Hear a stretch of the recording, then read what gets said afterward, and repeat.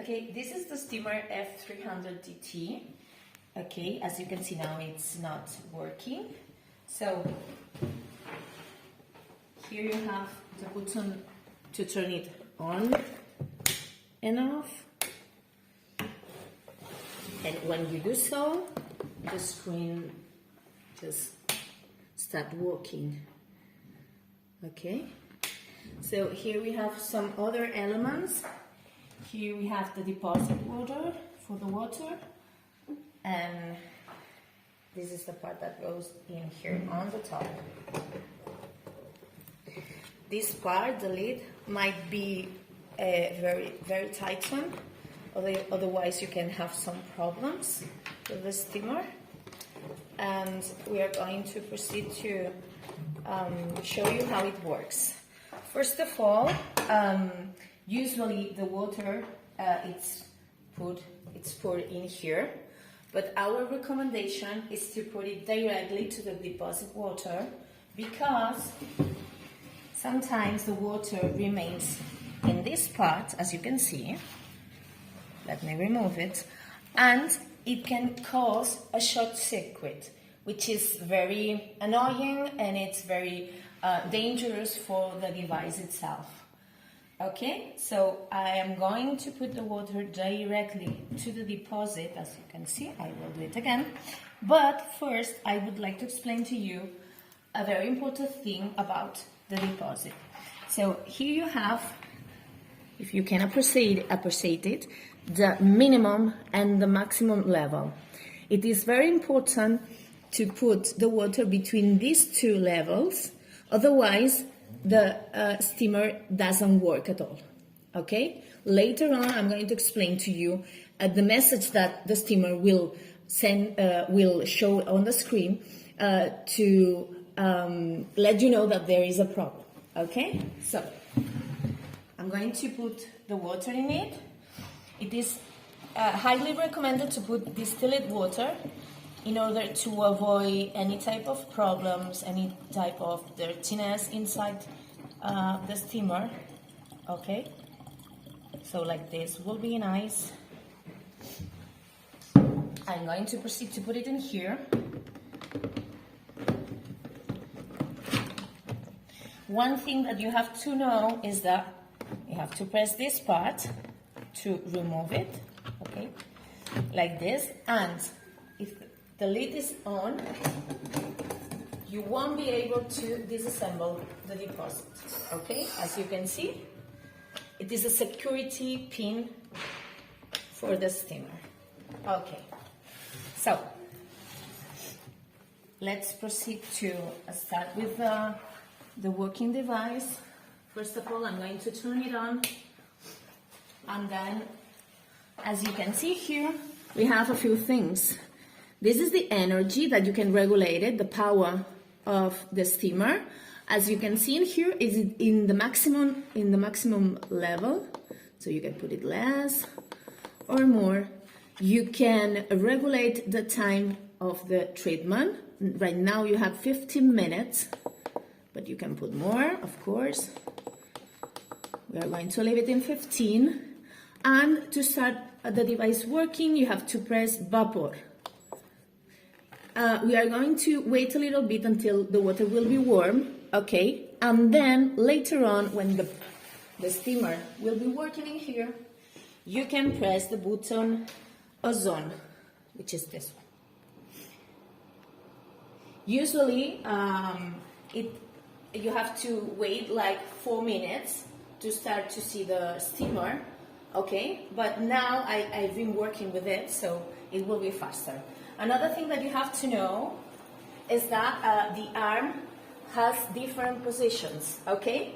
You can put it like this, or like this, in order to work. Another part that can be moved is this one. It rotates like this, and then this part, which is like from this side and all this. It is highly recommended to test the steamer before you start working with it. Otherwise, it can be dangerous for the patient. Okay, don't don't put it directly on the face, just start in here, this spot. And then if everything is okay, the temperature is okay, then you put it in the whole face, right? We are going to wait a little bit. Okay, as you can see, the water is already boiling, and I don't know if you will be able to see it. There's a steam already working. Okay, now is the time to press the button ozone, and you will see that the steam will be slightly whiter, like in white color.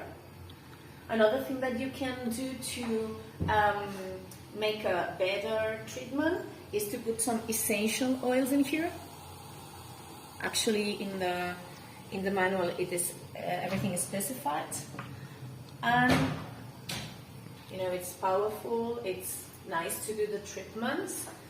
and then now I'm going to stop it, and I'm going to explain to you the possibilities that, as you can see here, it says on. When you stop it, it says off, okay? But if there is any problem, as I mentioned before, here you will see a message, okay? So the first possibility that you can find in here when you have a problem is the unlock. The unlock in here means that the lid is not correctly assembled, okay? Then you have several options to test if there is an incident or not. The first one is that you can tight very well the lid, very tight, very completely tight, okay? This is one option. If doing this the problem still persists, one moment please. Now it's burning, so it's a bit complicated to do, but as you can see here, you have a pin.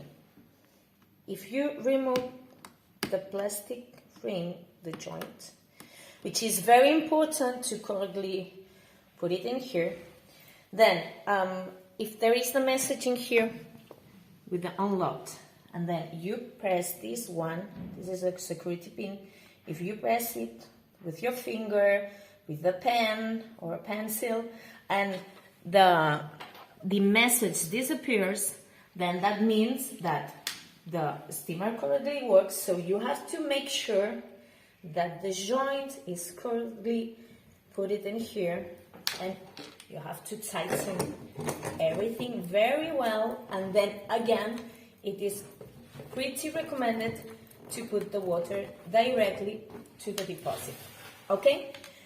The second message that could appear on the screen is when you have the water below the minimum line. So in here it will appear the message no water, okay? And then if you put more water than the maximum line on the screen, it will appear the message exceed. These two messages, no water and exceed, also could appear when the deposit, the sensor, I will show you, when the sensor is broken. So you have, here you have the sensor, it is this one right here, this part in here. Okay, when this is not okay, then it could appear the exceed message and the no water message. So then we have to change the deposit.